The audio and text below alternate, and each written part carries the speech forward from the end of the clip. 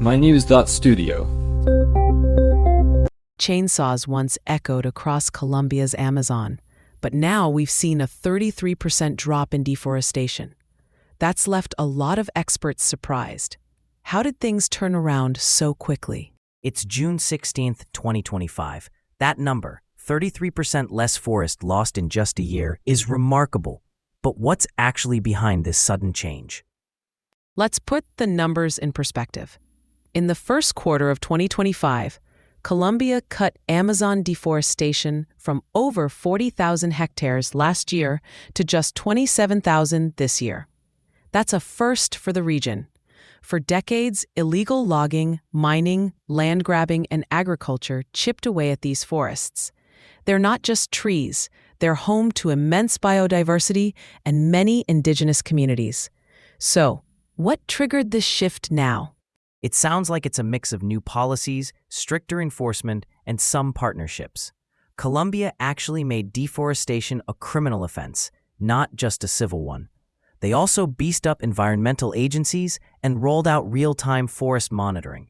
But enforcing laws in such remote areas has always been tough, especially with illegal armed groups around. How did they deal with that? They responded on several fronts, boosting the capacity of environmental agencies, formalizing land rights, and introducing new anti-deforestation laws. And the Supreme Court recognized the Amazon as a legal entity with its own rights.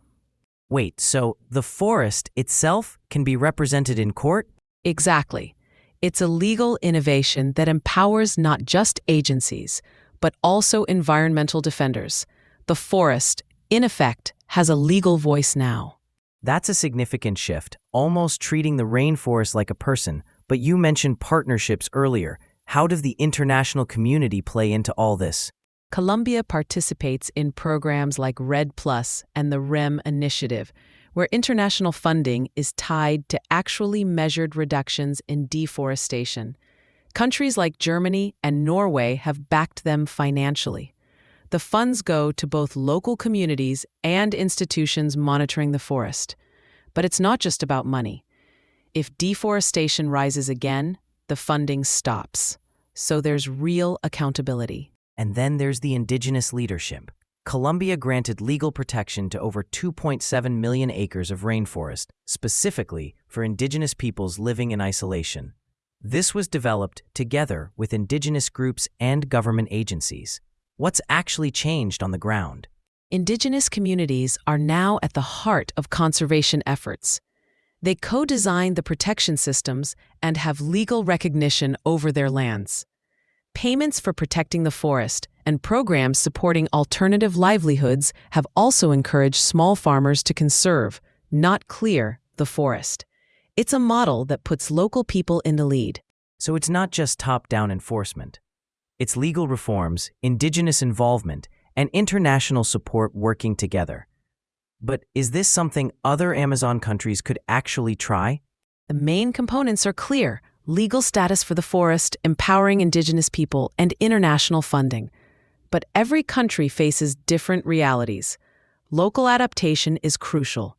Still, Colombia's experience is already influencing regional talks about sustainable forest management. And globally, the Amazon is crucial for carbon storage and regulating climate. Does this drop in deforestation have a real impact on global warming? Definitely. Protecting these forests slows global warming and preserves biodiversity. And Colombia's move to legally recognize indigenous territories could set a template for other Amazon countries. If more countries follow, it could mean a broader shift toward climate resilience. Is Colombia planning to keep going at this pace? What are the next steps? The target is to end deforestation by 2030. They're expanding legal protections for indigenous lands and linking forest protection to peace building. Plus, the government is bringing in international partners for continued funding and collaboration. So, to recap, criminalizing deforestation, supporting indigenous communities, securing international funding, and legal innovations all played a part. But the real question is whether this progress can hold and inspire change across the Amazon. That's right. Colombia's Amazon turnaround this year is proof that large-scale forest protection is possible, even when the odds look tough.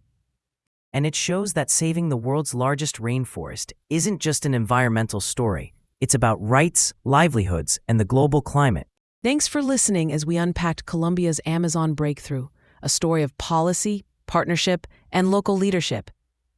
Thank you for joining us. This episode was brought to you by mynews.studio. Try it for free.